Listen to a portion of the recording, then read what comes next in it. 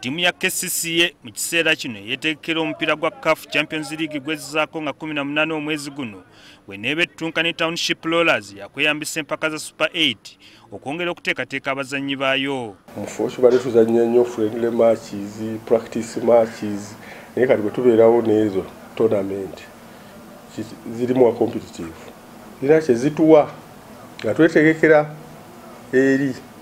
So twetegese bulungi era obundi FUFA yataddewo top 8 egenda kuyamba nnyo.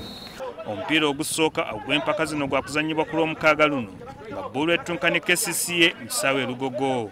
Omutendesi Mike Mutebi agamba nti wadde nga ttiimu yerabika okuba nga y'amaanyi naye ne bboolo gye bagenda okusamba nayo agiwa ekitiibwa. Kubeera mupiira muzibu ate ffe byetwagala kubanga bino byetugamba nti oba ogamba nti ttiimu nnafu gikube golo 20 olage nti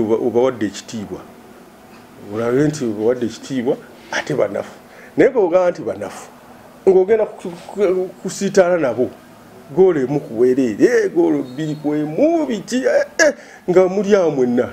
Ttiimu 8 ze zigenda okwetaba mu mpaka zino wabula nga bannantameggwa ba liigi aba Vipers bo bazeesambye.